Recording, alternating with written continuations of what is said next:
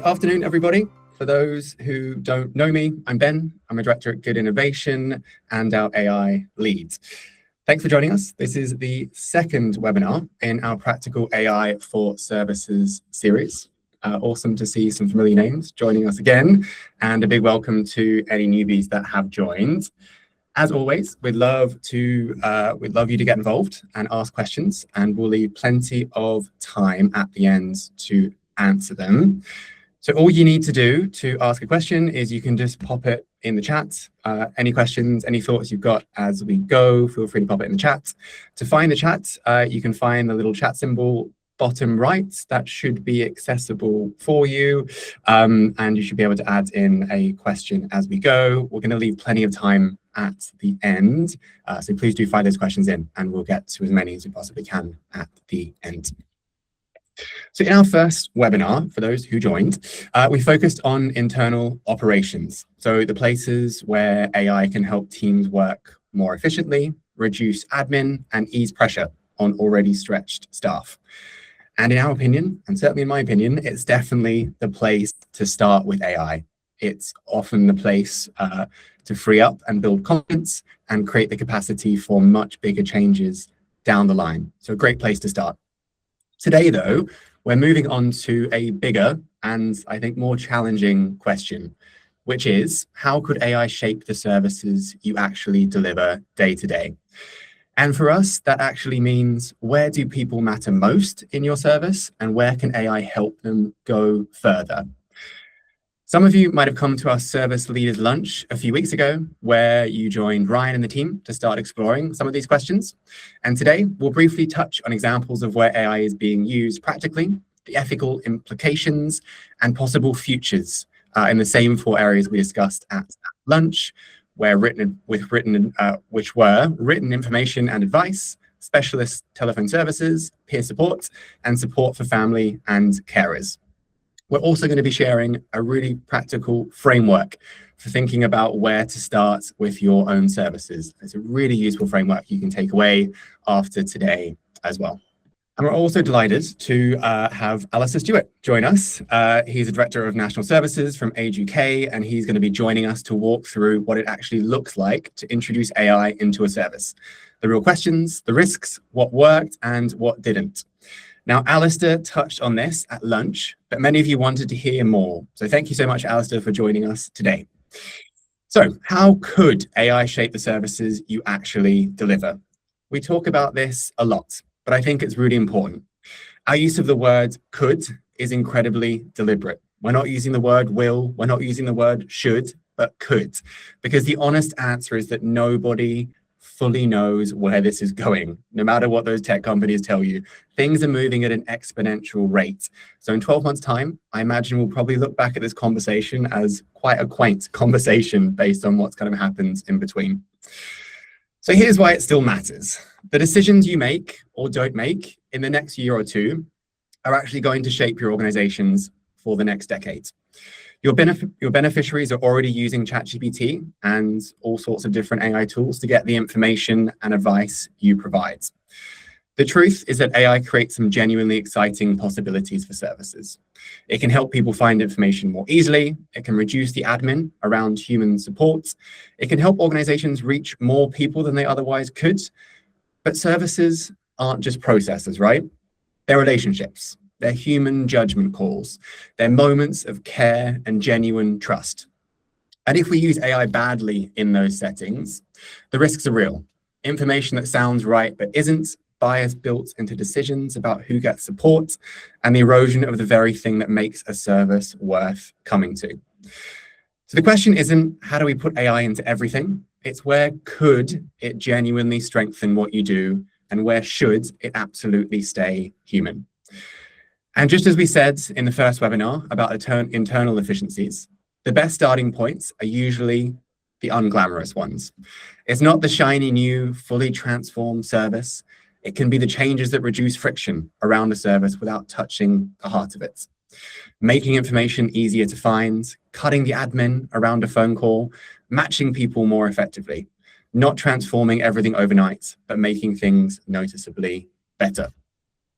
Now, before I get back to the slides, and then we hand over to Alistair, Ryan will take us through 4 areas of service provision, a flavor of what's already happening and where things might be heading, alongside that practical framework to help you think through where AI could genuinely fit into your own services.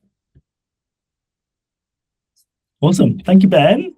So, as Ben said, over to me to talk about these 4 areas of service provision. As a reminder, they are information and advice, those helplines, peer support, and support for family members and carers. So let's start with written information and advice. This is the front door to most charity services. It's written content, health guides, FAQs, advice pages. And this is where some of the most immediate applications are already happening with AI. Some health charities, for example, are using it to monitor changes in clinical guidance and flag when their content needs updating. And in some cases, even drafting that revised content for a clinician to review. It doesn't replace that expert, but it dramatically speeds up the whole process. The risk to watch here is what we call the good enough trap. When your team is stretched and AI can produce a pretty polished draft in less than 20 seconds, the temptation to publish with a light touch review is real. It looks right, it reads well, but obviously mostly right is not the standard your beneficiaries deserve.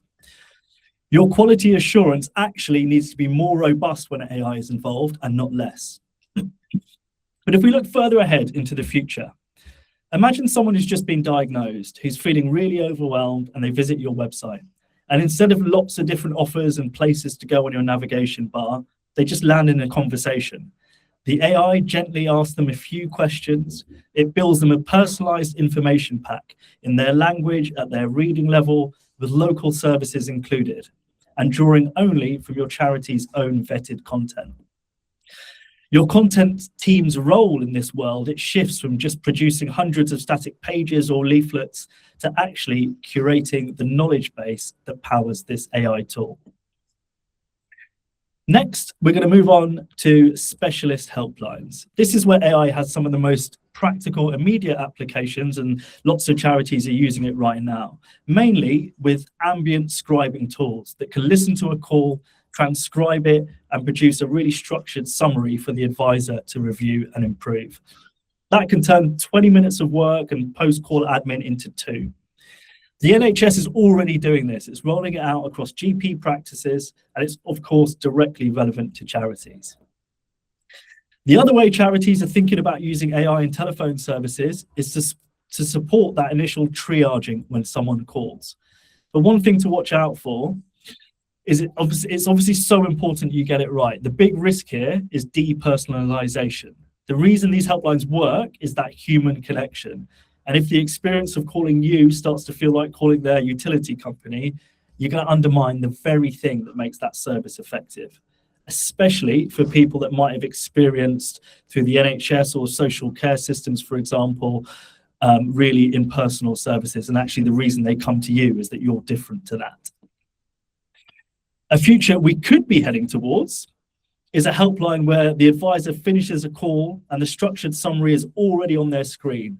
The key concerns are captured, the safeguarding flags are raised, the next steps are listed.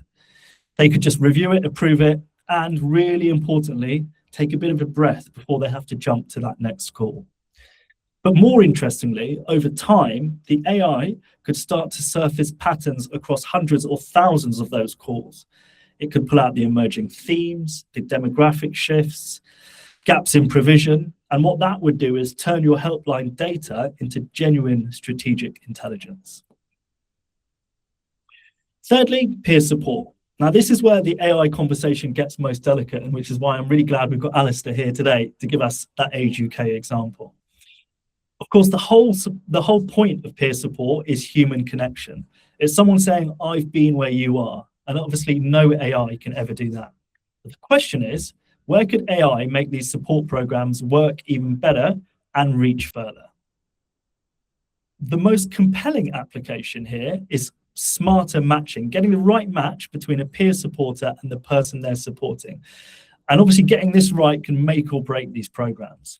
Now, AI can do this more effectively. It can match on lots of different things like shared experience, communication style, availability, rather than just a coordinator manually working their way through a spreadsheet.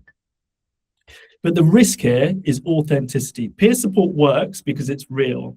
Any AI involvement that makes that interaction feel monitored or mediated, it risks undermining the trust that makes the whole thing work.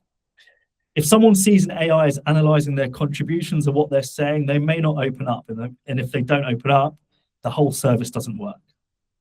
But if we think about the future of a service that has far greater reach, it could be a service that has far greater reach, that's making even more impact and providing a really good experience both to the volunteer and the people needing support. All of that could happen because the infrastructure is so much more efficient. The matching could be smarter, as I said. The support for the volunteers could be much stronger. The safeguards built into the whole thing could be more reliable. But the human connection at the center of all of this is untouched. It's just the AI dealing with everything around it and not the relationship itself. And last but not least, family members and carers. One thing we see a lot in the work that we do is this is often a category that falls between the gaps of traditional models. Often because these people don't always identify as needing support. They might access your service at odd hours. Their needs range from emotional, practical, financial, legal. They don't necessarily fit into one single service that you might have. Now, I think the most interesting application for AI here is reaching hidden carers. A lot of people that provide unpaid care, they don't see themselves or think of themselves as carers. They're just looking after a loved one, mum or dad. AI is actually being used to identify potential carers based on patterns in how they interact with services. And what this does is it allows charities to proactively reach out to these people instead of reactively waiting for them to self-identify. But again, the risk we need to be really aware of is using AI to replace relationships. For many carers, their support worker, for example, is the most important person in their network. Sometimes it's the only person that asks how they're doing. There will be people who might look at AI and see an opportunity to serve more carers with fewer staff. That, in our minds, would be a bit of a catastrophic mistake. AI should make the human relationship more informed and more timely and not replace it. But the future I find really compelling here is imagine a service that shifts from reactive to proactive. Imagine an AI notices a carer logging in at midnight 3 times a week. It might see their mood scores are declining. It might be that they missed their last peer group session. The next morning, that support worker, they could have a dashboard which flags these things. Patterns might suggest they're under increasing strain, and it recommends they reach out to them. The support worker calls, not because that person has asked for help, they probably wouldn't do so, but because the system has caught the signals that a really stretched team might not have spotted. That, for me, is AI at its best in this context. Again, it's not replacing the human relationship. It's just making the whole thing dramatically more effective. So we've very quickly walked through 4 different service categories there and what AI is currently and how charities are using it, but importantly, what it could look like in the future. But I'm guessing the question you might be asking yourself is, okay, where do I actually start with my service? So before we pass over to Alistair, we just want to give you a really simple way to think about this. Because as Ben said, the answer is never put AI into everything, and it's also probably never keep it away from it entirely. The way we think about it here is think about it as a spectrum. On the one end, you've got tasks that could be fully automated, which means basically AI handles them end to end. No human is needed. But on the other end of the scale, you've got tasks that have to stay entirely human. And in the middle, there's a range of options. So let's just talk through these levels in a bit more detail. Firstly, fully automated. This essentially is where AI does the whole thing. Think about routing an inquiry to the right team. Think about it translating a page into another language or generating a first draft of a standard letter. Now, there may, of course, be a role for a person or an expert just to keep an eye on it and make sure standards are being maintained, but humans aren't involved in the ongoing process. Next, we have AI-led, but human-checked. This is where essentially AI does all the heavy lifting, but a person always reviews it before it reaches the beneficiary. Think about drafting a personalized information pack for someone that an advisor might check before it gets sent off, or AI summarizing a case file for a supervisor to review. Third, human-led, but AI-supported. Now, this is where the human is still making the decisions and doing the work, but AI is just giving them better information to work with. Think about like an advisor on a call that might be getting real-time prompts about relevant services that they could offer that person they're speaking to, or a volunteer coordinator seeing an alert that someone's engagement has dropped. And fourth, last but not least, fully human. This is where you have no AI involvement. This is where the relationship, the judgment, the conversation, it's all done by the person. And that's not a failure, it's a deliberate choice to protect what matters most about your service.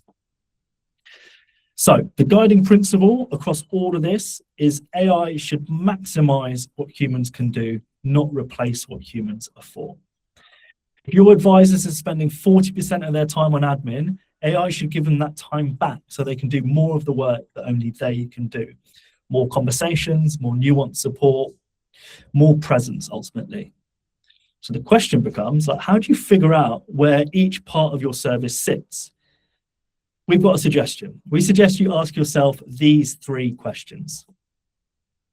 Question number 1, is this a one-way door or a two-way door? Now, we've stolen this from Jeff Bezos, so it might sound familiar to some of you, but we think it's actually really useful in this context. A one-way door is essentially a decision that you can't easily reverse. If AI gets it wrong, the harm is done. Think about a safeguarding decision, a benefits appeal, telling someone they're not eligible for support. Those types of decisions should stay human. But a two-way door is something that you can really easily correct. You can adjust, you can iterate on it. The first draft of a piece of content, for example, a suggested search result, a summary of frequently asked questions. If that stuff isn't quite right, you can catch it and fix it really easily. And it's those two-way doors that are really good candidates for AI.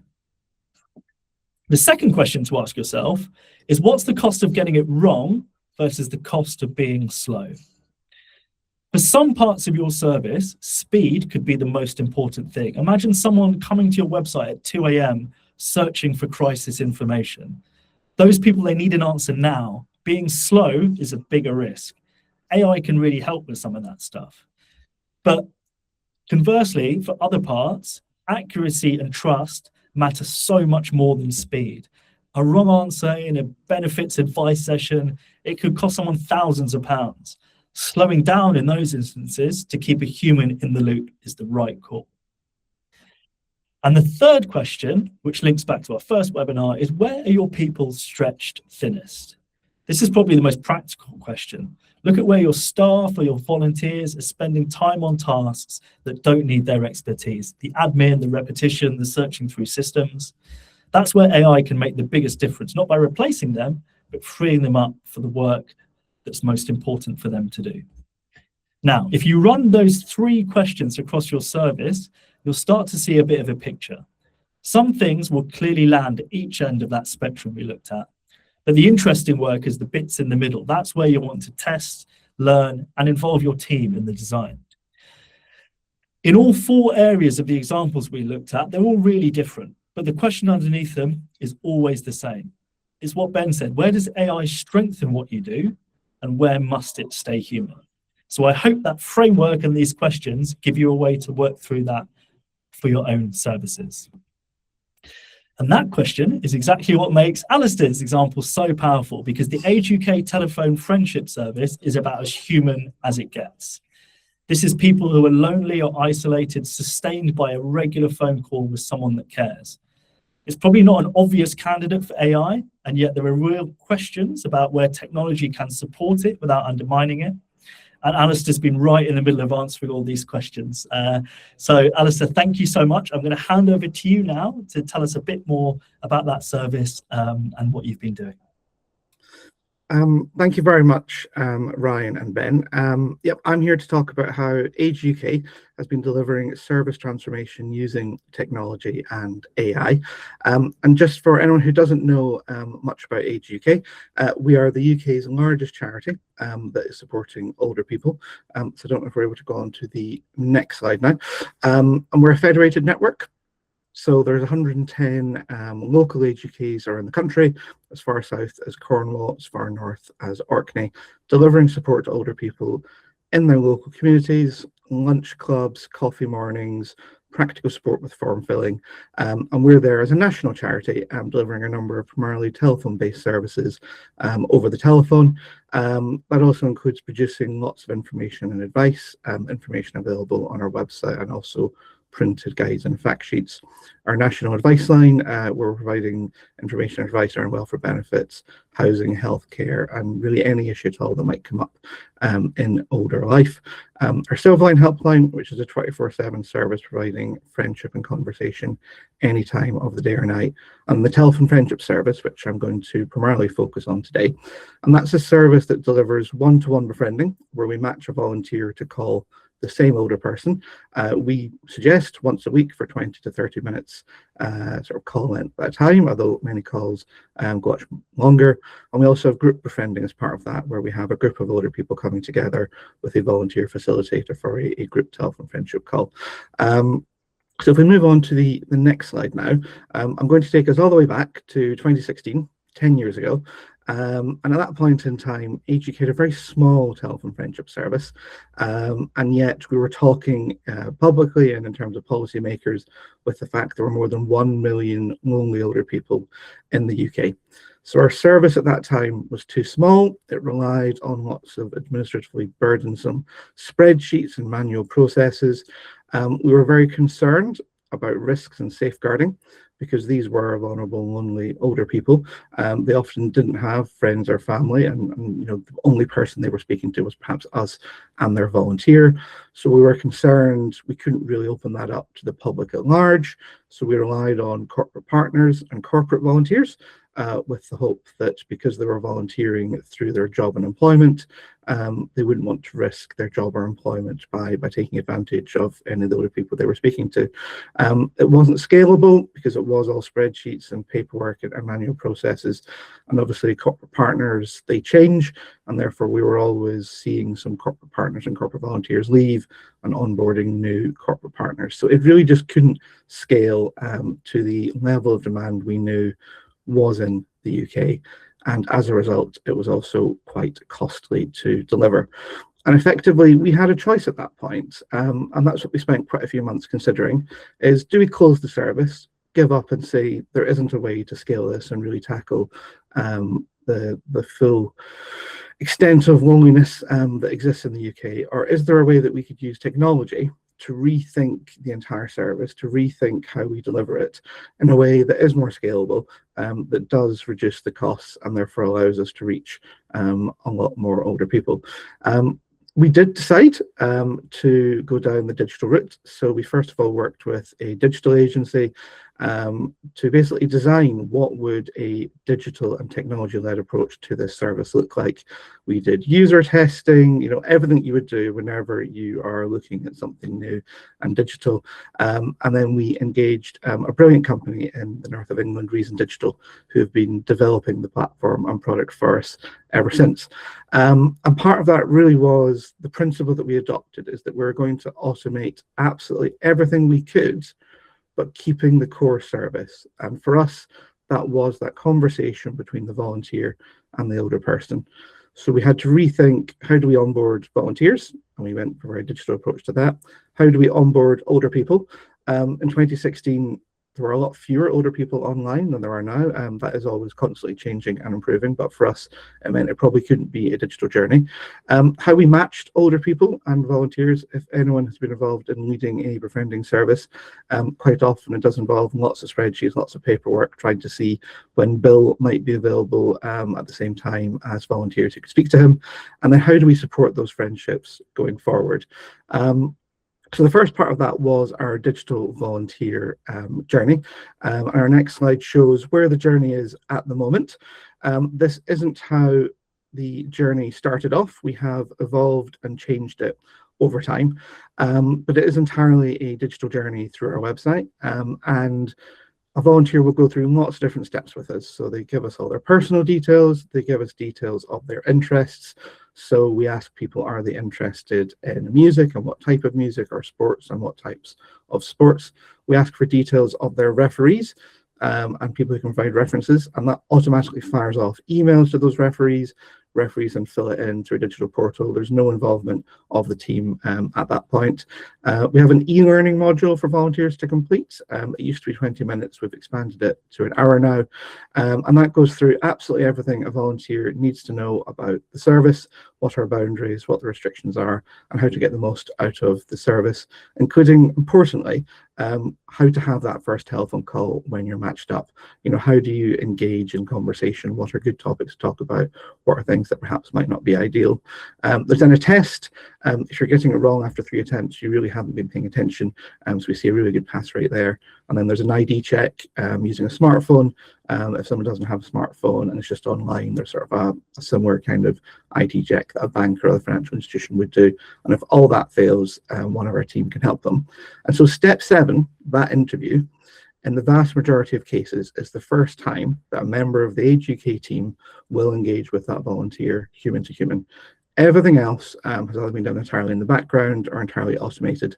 And that means that we are only spending our staff's time on volunteers who have essentially completed the entire onboarding journey. If that interview goes well and they show and demonstrate an understanding of what we're looking for, we will then, in that interview, often be able to match them with an older person to speak to. And that means we can talk to them on the phone about a couple of the different choices that our system has perhaps surfaced, and hopefully then set that up very, very quickly. Our shortest sort of time for a volunteer completing this is 1 day. You know, people can race through it, get it all done, and get matched very quickly. Equally, people can take as long as they want and do it in their own time. So they might sign up and then come back to it a couple of weeks later. We're not spending any time, energy, or effort chasing them in the meantime. I think the key thing is that it's all driven algorithmically. So if we move on to the next screen now, we can see what happens from an older person's perspective. So there is the start of a journey online. Lots of our older people come to us through a third-party referral. So that might be a GP, a nurse, social worker, other health professional, someone in the community. Other organisations also refer to us. So they can start that journey online. They give us more information about the older person. Older people can also self-refer online, but older people can also pick up the phone and call us and say that they'd like to start receiving the service. After that referral is placed through, regardless of the channel it came through, one of the members of the team will call that older person, speak to them. It's an assessment call. It doesn't appear that way to the older person. It's just a friendly chat. But we're trying to work out what are their interests, what do they like talking about, what was their life experience, what's their background, and you know the basic questions of when are they available, when are they not available, do they have any preferences about the kind of person they've been matched with, and that all goes in to an algorithm. And whether we're looking at a volunteer profile or an older person profile, we can see, you know, which volunteers are available at the same time, what interests they have in common, and then a bit of text blurb and summary that the member of the staff team can then pick and choose from that list, and hopefully get a brilliant match. And so we move on to the next slide.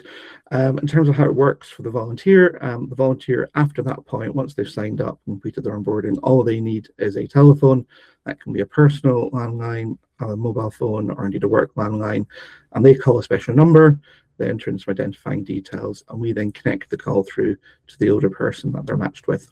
So that way, neither the volunteer nor the older person has each other's contact details. It's all run through our system. It's all recorded, so we know exactly when calls are taking place and we know how long they are. But of course, beyond the telephone calls, we do want to facilitate that genuine friendship. So we do encourage and facilitate the exchange of birthday cards, Christmas cards, photos, which older people and volunteers can post to our office, and we will then post on. And what we really see is actually volunteers get just as much out of it as the older people do, and they really do create a genuine friendship. We essentially want us as Age UK and the technology to be invisible to them. What everyone wants is a brilliant phone call with some interests in common to get the conversation started. And then we see that both the volunteer and the older person share their own unique interests, and often that's sharing recipes with younger volunteers, or talking about the different things that older people aren't experiencing anymore, perhaps if they're retired, and volunteers can talk about some of the challenges they're having in the workplace. And so we find it works really, really well. So we can just move on to the next slide now. Because we've got all of those calls going through the system, we've got lots of great data. So we know exactly how many referrals are coming through to us every year. We know that there were 5.4 million minutes of friendship provided in 24-25, how many matches we were creating, and how many friendship calls the service facilitated. Of course, we've automated the onboarding, the journey, the matching, the calling, and what we can't automate is that casework and that support to the older people. Because we have that longer ongoing relationship with an older person, things come up. It might be things that we've identified, it might be something a volunteer's identified, but they contact us, or the older person contacts us, and we then find a way to help them. And so our team spend a lot of time supporting older people with different questions that come up. That might be connecting them with other Age UK services or other services run by other charities, and that's reflected in the 8,400 information and signposting letters we sent out as well. So if we move on to the next slide after that, I just want to talk a little bit about the continuous improvements in digital sprints. So we've moved to a model where we have ongoing development. So we have a dedicated team now supporting this product. And that means that over time, we've been able to automate more and more and bring in more and more things into the platform. So good day calls, when an older person first joins the service, a member of the staff team calls them once a week for about 5 minutes, just to check that they're remembering that they were expecting a telephone call. We add to their profile other interests that they have and want to talk about. Previously, that was kept in a different platform for historic reasons. We were able to build that into the platform in September 24. That means no data duplication, no data split between different platforms, an easier experience for the staff, and a better picture for us in terms of what's going on. Missed calls. We previously had to use spreadsheets to track who was missing calls. We decided as a service that we weren't going to follow up the first missed call. We'd only follow up if 2 calls were missed in a row. That previously relied on exporting lots of data, doing some analysis in a spreadsheet, and then following it up.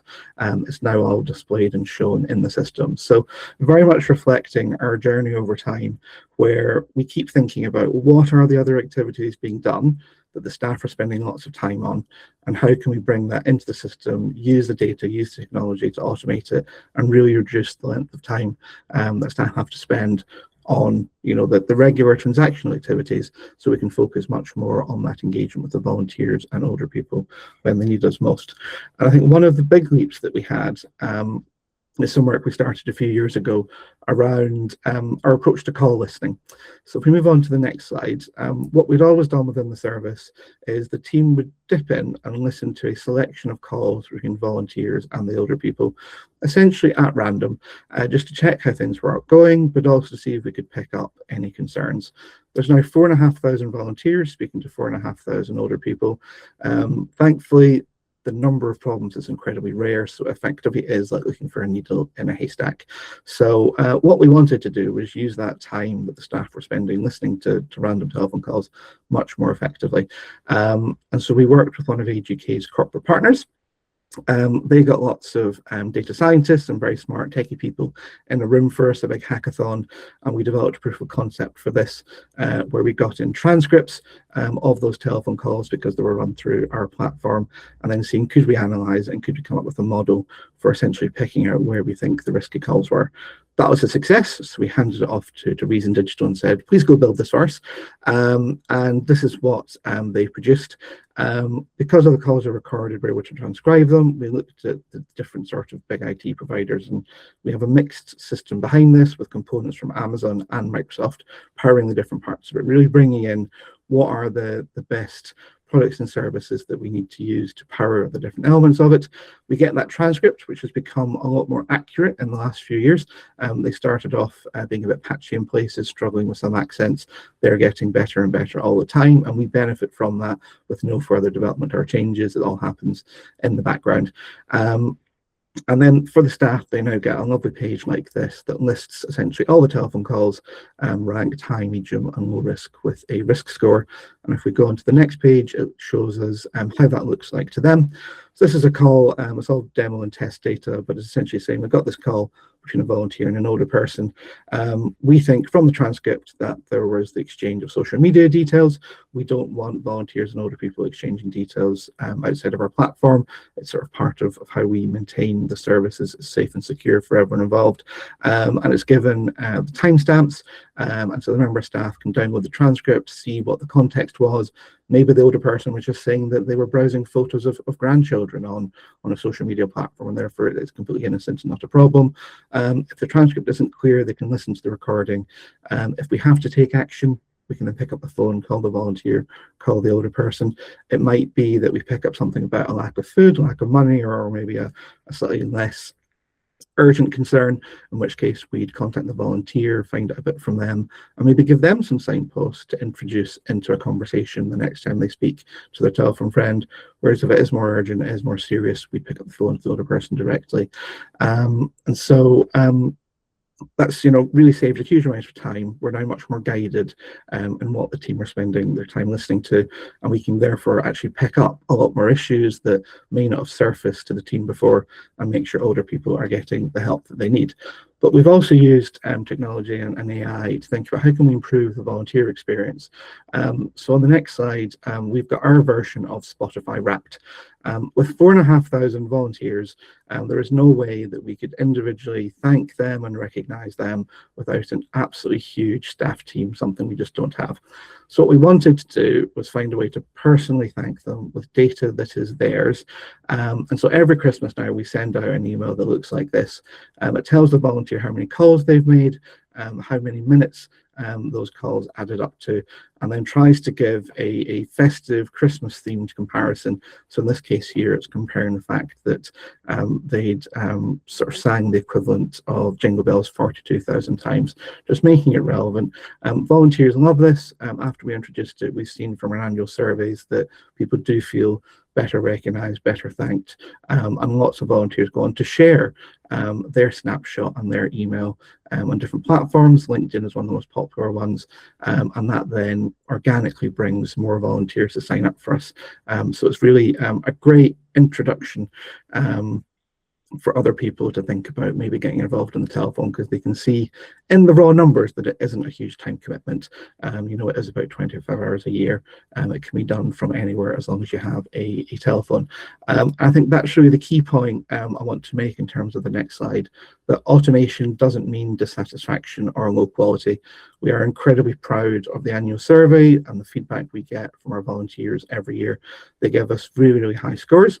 There is, of course, always room to improve, and that 90% figure, if volunteers feel recognised and valued in the role, is the one that we are really focused on. How can we keep using technology and AI to find ways to move that score up, recognising the fact we have 4,500 volunteers, recognising it is effectively micro-volunteering, it's 25 hours a year, and therefore what is the sort of the correct investment from our side to make sure that it's proportionate in what we're doing.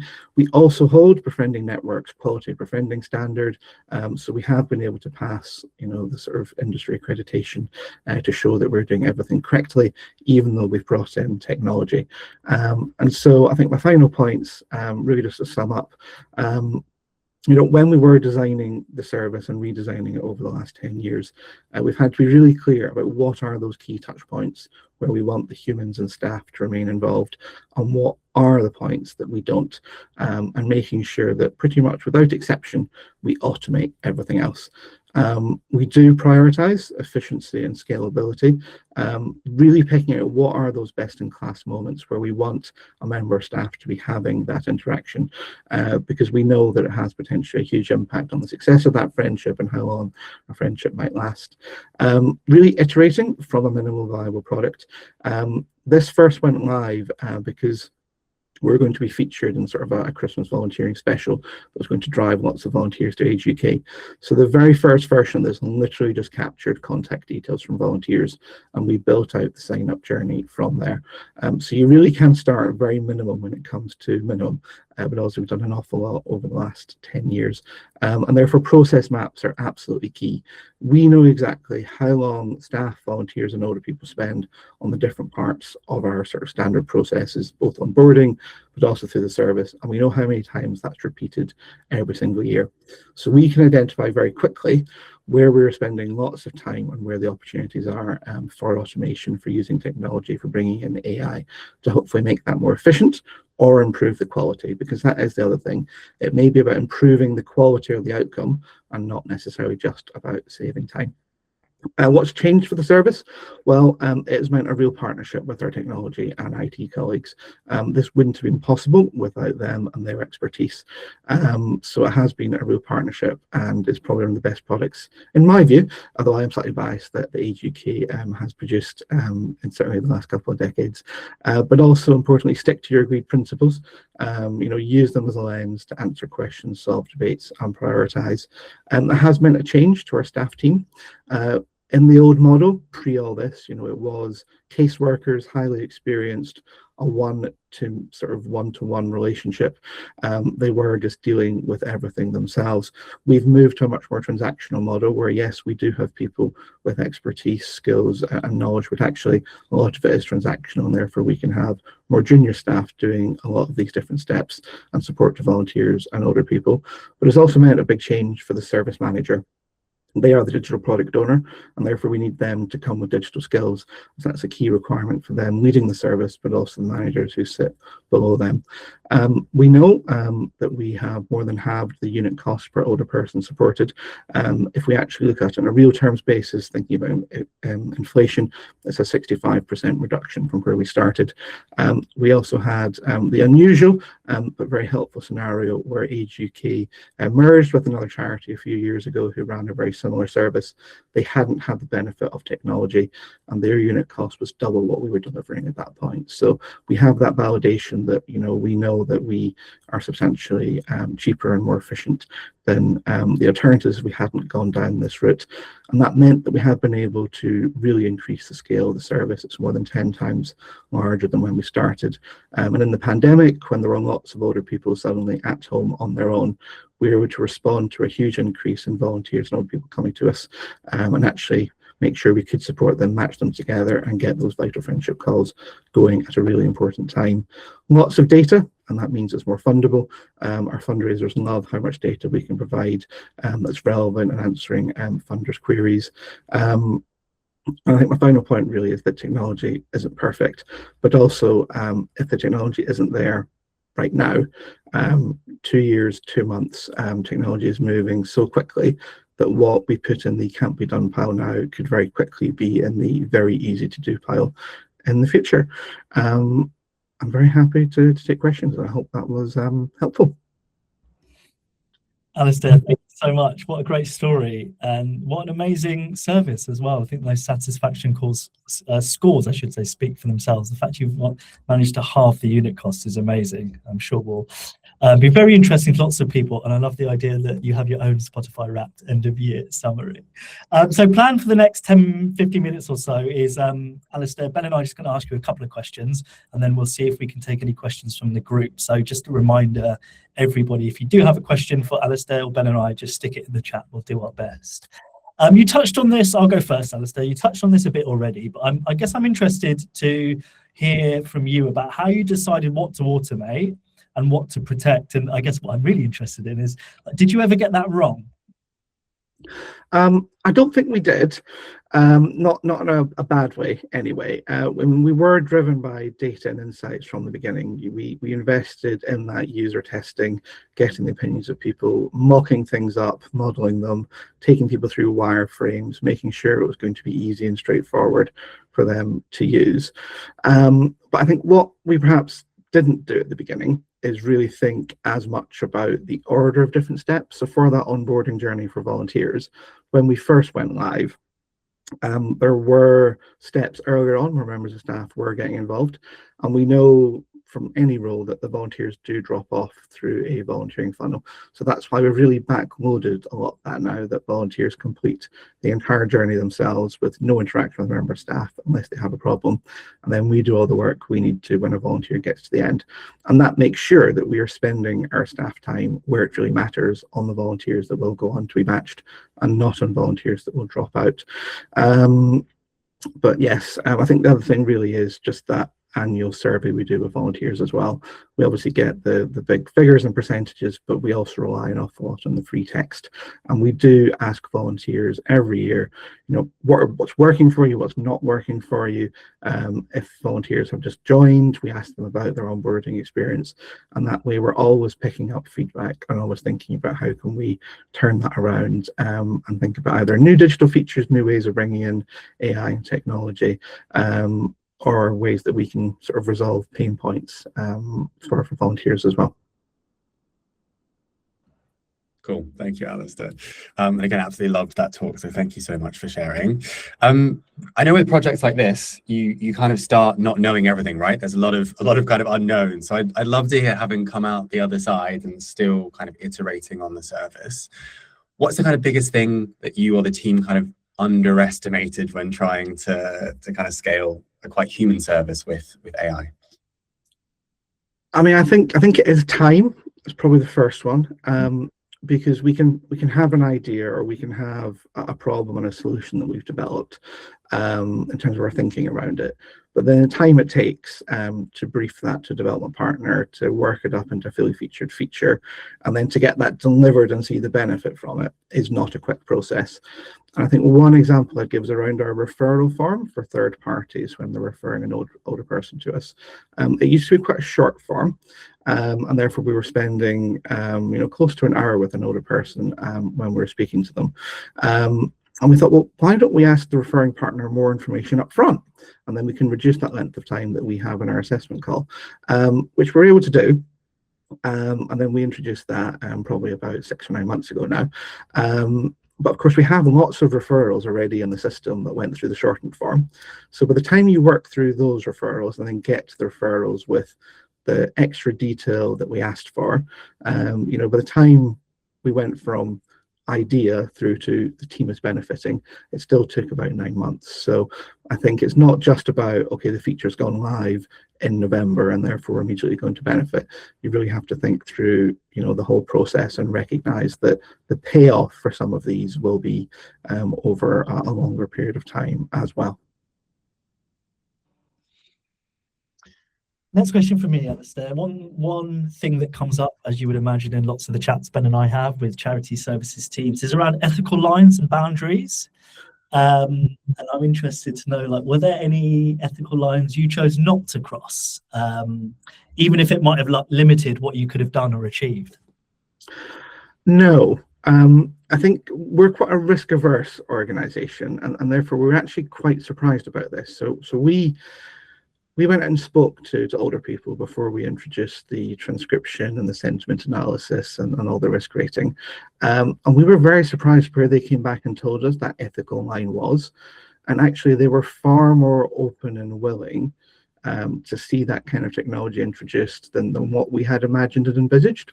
And so when we did sort of then speak to the wider cohort of older people and say these features are going to be coming, we spent a huge amount of time sort of developing detail and FAQs for the team so they could respond to sort of worried older people calling us and just not knowing what AI was and was this big brother, and was it going to really interfere in their friendship conversation.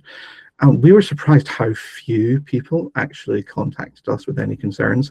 There were a few people that wanted to know a bit more and just to understand it. But actually, older people said to us, no, that's absolutely fine. We get it. And so we were quite surprised that the ethical line perhaps wasn't as restrictive as we worried it might have been. Just jump in really quickly. It's interesting, Alistair, because having a conversation with someone in another healthcare charity recently, and they were saying the same thing of volunteers weren't just it's not that they were absolutely fine with it, but they were also saying, I'm surprised you haven't done it already. So yeah, those fears not as great as they might have thought. Ben, over to you. Thanks, Ryan. Another question we love asking, which can be a tricky one, but a really fascinating one. Let's say, Alistair, knowing what you know about today's technology and where AI is compared to when you started the project, if you got the chance to kind of start again, maybe with a bit more of a blank sheet of paper, would you have done anything differently, do you think? So I think the one thing that we would have done differently is how we worked with our digital development partner. When we first went live with this change, everything was very project based. So we would commission a project to develop a certain set of features and move us a certain way forward. And we did that for the first few years. But what we then moved to was an always-on development model, so that we have a dedicated team on their side supporting us. We have monthly releases rather than perhaps a release once or twice a year. And that way, every month of the year, we are either deploying sort of security fixes and things in the background that no one sees, but you need to do as part of hygiene for digital tools and products, or small sort of user improvements for our staff, the things that make their lives a bit easier, making it feel a bit bigger or something a bit smaller, improving the user interface for them, or perhaps some of the bigger features that I've talked about in terms of the sentiment, the analysis, the risk rating, changing our referral form for third parties. And actually, if we brought that in, at the very beginning, rather than essentially halfway in the last decade, I think we would be even further forward with an even more efficient and effective service. Yeah, I think that's the only thing I'd really say is go back and convince myself 10 years ago we need that always on support. Because actually, if we compared the price of a sort of project-based model, we could pay a little bit more because it is more expensive, but the extra time and resource we get by, going into those longer contracts and saying we want to get dedicated resource for a long period of time, the extra cost is absolutely worth it in terms of the extra resource, and therefore the more we can move the digital platform and service forward in the same period of time. Final question from us, Alistair. We might be able to squeeze one or two questions in from the audience as well. Just to say, team, that if we don't get to all of your questions, we'll make sure we follow up with you afterwards for those we don't get to. But Alistair, I'm interested, that slide you had with a timeline on it, if you kept it going, like what would the future of this service look like? Have you got any plans around how to keep evolving and iterating it? So enabling connection is one of Age UK's big goals for the next few years. So it's something we're thinking a lot about, not just in terms of this service, but actually the whole Age UK network. How do we harness the services we're delivering to older people to tackle things like loneliness, which is an increasing concern for lots of older people. But I think particularly for our service, it's really being mindful of the changing context that we're working within. So lots more older people are now digitally included. They are a lot more confident going online. And so around about a third of the older people we support now have an email address that we can contact them on. It was about 1 in 10 or 1 in 12 when we first went live in 2016. And so over time, we will need to be thinking about how does that change how we support older people. Is there more we can do online and through the web for them, which again will help make the service more efficient for us, but also enable them to serve when and how they want, in the same way that we enable volunteers to do that at the moment. Awesome, thanks, Alistair. We've got a bit of time, so let's take a couple of questions from the chat. Alistair, I'm going to fire one at you, as I know this is something which comes up in every single AI conversation we have, and so important for services like yours. How did you kind of navigate that kind of GDPR, data privacy question and risk when kind of weaving in those AI tools and kind of features into your service? It was probably the top consideration for us. And so whenever we were looking at what are the different options out there, pretty much the first question was, can we make sure our data is isolated out of the UK or Europe? And if they couldn't do that, we just didn't engage. We moved on to look at the alternatives. And, you know, the big players in the space, the Amazons, the Googles, the Microsofts, they all have ways to do that. Same for small suppliers. And so we just made sure that we could keep our data in locations that we were comfortable with, and just didn't consider anything, no matter how good it might be, if it couldn't meet that requirement. Nice, awesome. I knew you'd have a good answer for that one, so thank you. That was from Christopher, so appreciate that. Ian, you asked the first question, so I'm going to reward you. We're going to ask this one. I'm going to open this up to both Ryan and Alistair. So Ryan, I'll probably start with you. So in terms of the use cases, because we talked through, I guess, quite a few, and you had those 4 kind of buckets towards the start.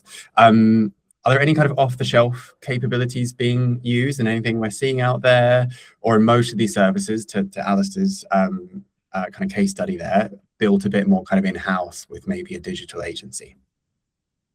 I'll have a go first, Alistair, and then you can chip in. I guess in my experience, what I'm seeing is the vast majority of the tools being used in the examples I talked about, they tend to be off the shelf. There are lots and lots of tools nowadays specifically built for the sorts of things that I talked about. And it's for obvious reasons. Sometimes a good place to start. They can be a bit cheaper. So much money and time goes into continuously developing them. So my view is in most cases, I think you have to have a really good, strong business case for building something bespoke, because there is a lot out there at the moment. And like every week, there seems to be 10 or 20 more things coming out. So that would be my view. But Alistair, I don't know what you think. Absolutely agree. I mean, in 2016, when we were looking at this for the service, we did go out initially and see, is there something we can buy off the shelf that would do any of this? And the answer was no. There are some that you can buy off the shelf that do some of this now. Technology has moved on. And so while we think this bespoke solution is absolutely right for us for this specific service, because we are running something at scale and it is, one of the core services that we offer as a charity, we use a huge amount of off-the-shelf AI tools for everything else we do. So the emails that the team are responding to within this service, we've got an off-the-shelf AI tool that support them there. Our call center platform has AI tools built in to transcribe and summarize the calls they're having. So yeah, it is bringing the right tool to the right use case. And for us, that's a lot of off-the-shelf tools, but then developing where it does make sense for us, because we've either got the scale or something unique, which was certainly the case 10 years ago for this. Yeah, for sure. The only other thing I'd add to that is I don't think it's an either-or decision. Sometimes, I imagine what we're going to see a lot more of is people that might start to build certain things themselves, like the front end, the shop window, but actually lots of the back end stuff that powers some of these tools are just third-party plugins. So I imagine you're going to start to see a lot more of that as well. Yeah, the question we often kind of ask, the three questions we often ask is, first one is, can you answer that use case with your existing tech stack? You'll find, even if I imagine most of you are kind of Microsoft partners, Copilot, the features are coming on, you can do a bunch within that. Obviously not for every use case. The second one is, has someone answered that question already for you? As Ryan mentioned, as Alistair mentions, there's a bunch of specialist tools popping up more and more every single day, and there's some charities using them really, really well.